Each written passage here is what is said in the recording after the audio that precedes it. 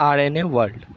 From foregoing discussion, an immediate question becomes evident: which is the first genetic material?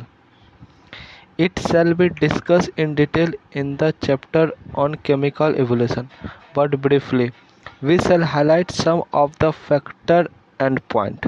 Okay. RNA was the first genetic material. यहाँ से question बन सकता पर हमको पहले से पता. There is no enough evidence to suggest that essential life process such as metabolism, translation and spelling evolved around RNA. हाँ, हमारे पास इनफ एविडेंस है आपके, हम बता सकते हैं RNA ही फर्स्ट जेनेटिक मटेरियल है, क्योंकि इसके अलावा होता है मेटाबॉलिज्म, ट्रांसलेशन, स्पेलिंग इसी के अराउंड होता है. Okay. RNA use act a genetic material as well as catalytic. There are some of the important biological reactions in living system that are catalyzed by RNA catalyst and not by the protein catalyst. हाँ, कुछ ऐसा reaction है जो कि catalyst होता है सिर्फ RNA से, नॉट प्रोटीन से. Okay. But RNA being a catalytic was reactive and hence unstable. RNA जो कैटलिटिक होता है वो रिएक्टिव एंड अनस्टेबल होता है. ठीक है. Therefore DNA has evolved from RNA. इसीलिए DNA जो है इवोल्व किया RNA से विद द केमिकल मॉडिफिकेशन. कौन सा मॉडिफिकेशन है? Chemical modification. यहाँ से क्वेश्चन बना सकते हैं. कौन सा मॉडिफिकेशन किया? तो केमिकल मॉडिफिकेशन किया. RNA से DNA बनाने का कौन सा मॉडिफिकेशन था? Chemical modification. That's makes it's more stable. DNA being double standard and having complementary strand further resist change by evolving as process called repairing. ये भी इम्पोर्टेंट है. हाँ.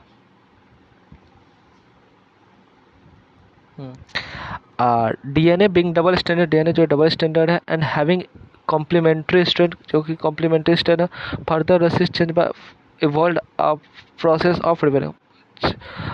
कोई भी चेंज होने से बचाता है by the process known as repairing. Okay. हाँ. Watson and Crick model for semiconductive replication. While proposing double helix structure for DNA, Watson and Crick's immediate proposed scheme for replication of DNA. कौन? Watson and Crick immediate तुरंत किया था proposition of the replication of DNA to quote their original statement as it flow. It is not escaped our notice that a specific pairing we have postulated immediately suggests a possible coping mechanism for genetic material. Watson and Crick 1953. एक बार फिर से पढ़ लो. It is not escaped our notice that the specific pairing we have postulated immediately suggests a possible coping mechanism for the genetic material. Watson Crick. This scheme suggests that the two strands would separate and act as a template for synthesis of new complementary strands. After the completion of replication, each DNA molecule would have one parental and one newly synthesized strand. This scheme was called semi-conservative DNA replication. ये important है, यहाँ से question आता ही आता है. तो एक बार क्या करता है सेमी कंजर्वेटिव मैकेनिज्म, क्या बताता है? दो स्ट्रेन जो होता है ना डीएनए में सेपरेट हो जाता है and act as a template. दो स्ट्रेन सेपरेट हुआ और वो एक्ट करता है किसकी तरह? A template for synthesise of new complementary. Template की तरह क्योंकि सिंथेसाइज करता है new standard. After the completion of replication, जब रेप्लिकेशन कंप्लीट हो जाता है, each DNA molecules would have one parental and one newly synthesised. एक जो पेरेंटियल होता है हर एक के पास, जैसे यहाँ पे देखो ऐसे है डीएनए, तो ऐसे ऐसे किया तो एक पेरेंटियल होता है, एक न्यूली सिंथेसाइज, जैसे इन न्यूली सिंथेसाइज हुआ. हाँ, इसी को बोलते हैं ना semi conservative mechanism, DNA semi conservative DNA replication. The experimental proof कौन किया था कि डीएनए ही जेनेटिक मटेरियल है? It is no proven that DNA replicates. Experimental proof किया था सेमी कंजर्वेटिव का. हाँ, it is not proven that the DNA replicates semi-conservative. It was known first in E. coli. First time किस में slow किया था? E. coli में. बहुत है. सेमी कंजर्वेटिव फर्स्ट टाइम किस में स्लो किया था? E. coli. बहुत ही इंपॉर्टेंट क्वेश्चन है. And subsequently in higher organism, उसके बाद हायर ऑर्गेनिज्म में करने लगा. Okay. Such as plant and human cell, such as plant and human cell. मेथली Meselson and Franklin Stahl. Stahl में एस आता है इसलिए कौन हो जाएगा? Semi conservative.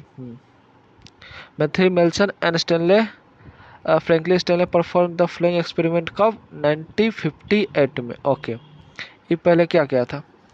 They grow E. coli in a medium containing N14H4Cl. N14 is a heavy isotope of nitrogen as the only nitrogen source for many generation. N15 जो है ना, N15 वही many generation का source था, many generation का source था। Okay, the result was that N50 was encrypted into the newly synthesized DNA.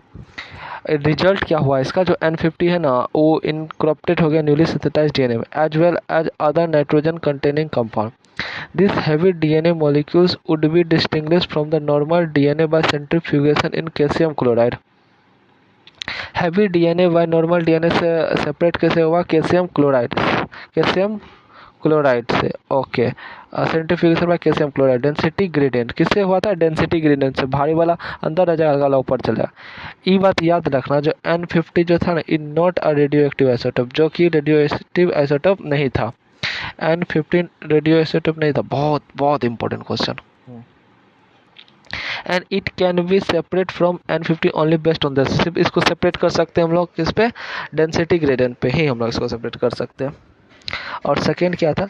Then the transfer the cell into the medium with normal N14H4Cl and took sample at various definite time interval as the cell multiply and extract the DNA and remnant as the double stranded helix. The various sample were separate independently on calcium chloride to measure the density DNA. हाँ, इसमें क्या बोला? इस line को समझ में नहीं है, फिर से पढ़ो। Then the transfer the cell into the medium with normal N14H4Cl and took sample various density time interval, बहुत सारे समय टाइम पे इसका इंटरवल लिया, cell multiply and extract the DNA that remained as double stranded helix. The various sample were separate independently on calcium chloride gradient to measure the density of DNA. Okay, हाँ। Can you recall what a scientific force and think why a molecule with higher mass density would sediment faster? ये तो हमारे notes में भी हमको पता। देखो, gravitation N15 फिर ग्रेविटेशनल का सेपरेट हो जाता है, दोनों सेपरेट हुआ, फिर N14 N15 में तो N14 इस पर लपट जाएगा, जनरेशन। फिर आफ्टर 40 में सेकेंड जनरेशन में चारों सेपरेट हुआ, फिर N14 में डाले तो कैसे हो गया? लपटा N14 6 बन गया। इसका सेपरेट होता है प्रीवियस इंटू 2+2 हो जाता। ओके, हाँ। एंड थर्ड क्या हुआ? Thus the DNA that is extracted from the culture one generation after the transfer of N14 to N15 medium, that is after 20 minutes, E. coli divide in 20 minutes. E. coli divide कब करता है? 20 minutes. Had a hybrid or intermediate density. DNA extract from the culture after another generation. DNA extract कर लेता after another generation. That is 14 minutes. Second generation was composed of equal amount of the hybrid DNA of light DNA. If E. coli was allowed to grow 80 minutes, then what would be the proportion of light and hybrid DNA? कितना? 80 minute 40 मतलब 4 दूना 8 + 2 10 दूना 20 तो 22, total 22 after 80 minute. हाँ, फिर भी एक बार net से इसको सर्च कर लो। Very similar experiment evolve using the radioactive thymidine. यहाँ से तो बहुत important. Very similar experiment was using radioactive thymidine detect distribution of newly synthesised DNA in chromosome was prove by फीवा by Taylor and his colleague 1958. The experimental proved that DNA in a chromosome also replicates semi-conservative. कौन एगो दिया था? Matthew Stanley और एगो Taylor and his colleague experimental proof दिया था। ठीक है, okay. Thymidine, radio active thymidine को यूज किया था। ओके, अब हम लोग आ जाते हैं the machinery and the enzyme. Okay, in living cell such as E. coli, the process of replication requires a set of catalyst enzyme. Replication के लिए हमको रिक्वायर होता है a set of catalyst living cell में और such as equal the process of replication require a set of catalyst. Replication require क्या करता है? ए सेट ऑफ कैटलिस्ट मतलब enzyme. The main enzyme refer to DNA dependent DNA polymerase. Replication में कौन enzyme का मदद पड़ता है? DNA dependent DNA polymerase, since it use DNA template to catalyze the polymerization of deoxynucleotides. Since it use a DNA template to catalyze the polymerization of deoxynucleotides, the enzyme are highly efficient enzyme as they have to catalyze polymerization to a large number of nucleotides in a very short time. क्या करता है? This enzyme highly efficient enzyme होता है और catalyst polymerisation of a very large number of nucleotide. Polymerisation कैसे करता है? Very large number of nucleotides. Okay, और बहुत कम समय में। E coli has 4.6 × 10⁻⁶ base pair compare with the human whose diploid content इतना to complete the process of replication within the 18 minutes. This means that the average rate of polymerization approximately 2000 base pair. बाप रे, 2000 base pair polymerisation करता पर second. Okay, पर second लिखा हुआ है यहाँ पे। Okay, not only do these polymerisation have to fast but they also have catalyst the reaction with high degree of accuracy. DNA dependent DNA polymerase सिर्फ polymerisation fast नहीं करता बल्कि और fast but also the catalyst the reaction with high degree of accuracy, और बहुत ही high degree of accuracy से करता। Okay, any mistake during replication would result into the mutation. अगर कोई भी मिस्टेक हो जाएगा ड्यूरिंग रेप्लिकेशन तो वो किस में रिजल्ट हो जाएगा? म्यूटेशन में हो जाएगा। किस में हो जाएगा? तो रिजल्ट क्या हो जाएगा? म्यूटेशन हो जाएगा। Okay, furthermore energetically replication is a very expensive process.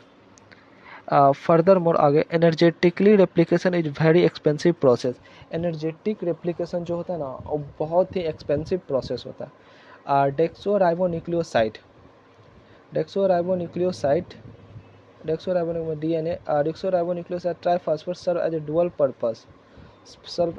Purpose. ये बहुत ही इंपॉर्टेंट क्वेश्चन है, बहुत ही इंपॉर्टेंट क्वेश्चन है, ये बहुत ही इंपॉर्टेंट क्वेश्चन है क्योंकि यहाँ से पता नहीं कितना बार आ जाता है क्वेश्चन। कौन? Deoxyribonucleoside triphosphate serve dual purpose. First act as catalyst I'm sorry, I'm forgetting, need to see क्या बोलता हूँ, copy. Okay, serve as dual purpose. In addition, acting as a substrate, they provide energy for polymerization reaction. Two terminal phosphate in deoxyribo triphosphate are high energy phosphate, same as in case of ATP। हाँ, क्या समझा? पहले तो इस act as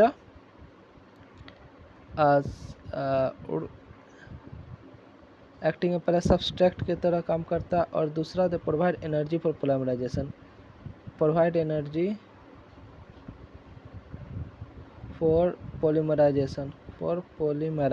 okay, polymerization reaction के लिए। The two terminal phosphate in deoxynucleoside triphosphate are high energy phosphate, same as in case of ATP, same as case in the ATP। हाँ, ठीक है। In addition to DNA dependent DNA polymerase, many additional enzymes are required for the complete the process of replication with high degree of accuracy। Replication करने के लिए हमें DNA dependent DNA polymerase को छोड़ के हमें बहुत सारा एंजाइम का और रिक्वायरमेंट होता है for complete the process of replication with high degree of accuracy के लिए। Okay, For long DNA molecules, since two strands of DNA cannot separate its entire length, हाँ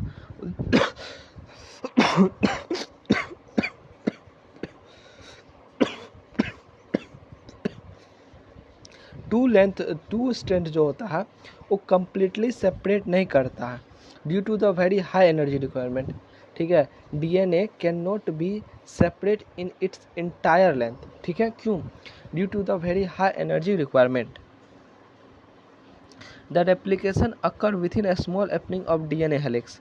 रेप्लिकेशन जो है विथ स्मॉल ओपनिंग में होता है, small opening of DNA helix refer to as a replication fork. उसको क्या हम लोग बोलते हैं? Replication for.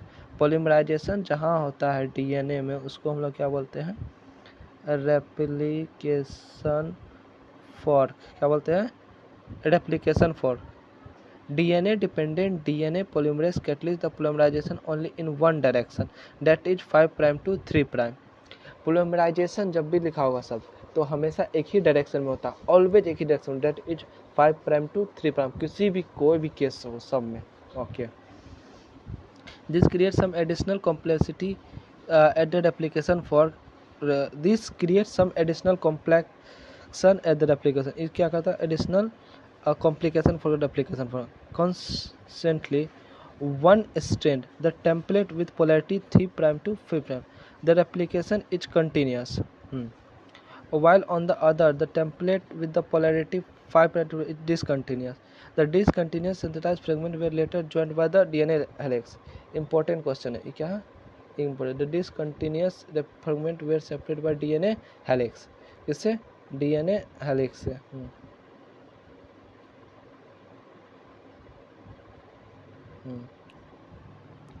कंटिन्यूस देखो constantly one strength template with polarity 3 पर template with polarity 3 prime to 5 prime act as a continuous. छोटा से बड़ा की ओर जाएंगे तो उसको हम लोग कंटिन्यूस बोलते हैं, और बड़ा से छोटा की ओर आएंगे तो उसको डिसकंटिन्यूस बोलेंगे। डिसकंटिन्यूस, हाँ। Other template with the polarity discontinuous. Okay, the DNA polymerase on their can not initiate the process of replication. हाँ, डीएनए पॉलीमरेज जो है अपने से इनिशिएट नहीं करता process of replication. DNA polymerase जो है अपने से इनिशिएट नहीं करता है रेप्लिकेशन को। Also the replication does not initiate randomly at any place in DNA. हाँ, दो को केस इम्पोर्टेंट है इसमें, क्या बोलता है इसको? दो का केस बहुत इम्पोर्टेंट है। देखो, डीएनए पॉलीमरेज जो है ना, डीएनए पॉलीमरेज क्या है? डीएनए पॉलीमरेज क्या है? डीएनए पॉलीमरेज क्या है? ये तो एंजाइम है। क्या है? एंजाइम है। एंजाइम है, एंजाइम या कैटलिस्ट, कुछ भी बोल सकता है। हाँ, अपने से स्टार्ट नहीं होता। On can not initiate, on can not initiate, and second और does not initiate randomly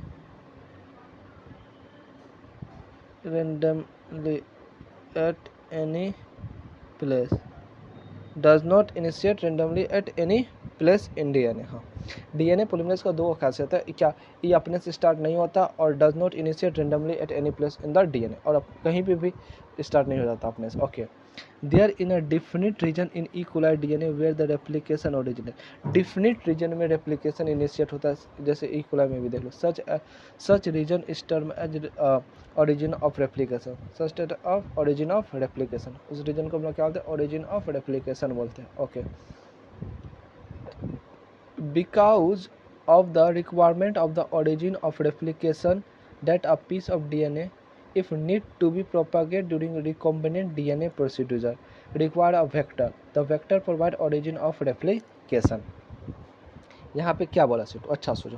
because of the requirement of the origin of replication that a piece of DNA if need to be propagate, अगर ज़रूरत है propagate करने की during recombinant DNA procedure, जब उसको requirement है propagate करने की during recombinant DNA procedure, require a vector. क्या होता है रिक्वायर, क्या होता है, एक वेक्टर का रिक्वायरमेंट होता है, ठीक है। The vector provide the origin of replication, vector का रिक्वायरमेंट होता है और वेक्टर हमको क्या प्रोवाइड करता है, origin of replication. Okay, further further not every detail of replication is understood well, further not every detail of replication understood well, further उसके अलावा जो है every detail of replication is understood not well। okay, in eukaryotic the replication of DNA take place at the S phase of the cell cycle। क्या होता है replication क्या होता है, डीएनए टेक प्लेस कब करता है, एस फेस में, सेल साइकिल, किस में, यूकारियोटिक में। The replication of DNA and the cell division cycle should be highly coordinated। Replication of DNA and cell division जो है, सेल डिवीजन साइकिल जो हाईली कोऑर्डिनेट होता है। क्या होता है, हाईली कोऑर्डिनेट होता है। A failure of cell division after DNA replication result into polyploidy, a chromosome analysis। You will learn detail in nature of origin and the process of occurring at this site and higher classes। किसमें, हमको higher class में। अगर failure in cell division after DNA replication, cell division में failure हो जाता है after DNA replication, result into the polyploidy chromosome analogous. Okay, देखो 3 prime से जब छोटी से बड़ी और के लिए जाते हैं तो उसको हम लोग क्या बोलते हैं, कंटिन्यूस बोलते हैं, कंटिन्यूस 5 प्राइम। न्यूली सिंथेसाइज क्या होगा, और न्यूली सिंथेसाइज क्या होगा, 5 प्राइम 2। और डिसकंटिन्यूस क्या होता है, डिसकंटिन्यूस 5 प्राइम से 3 प्राइम के, सॉरी डिसकंटिन्यूस 5 प्राइम से 3 प्राइम का जो डिसकंटिन्यूस होगा उस सिंथेसाइज। ओके, हो गया, हाँ।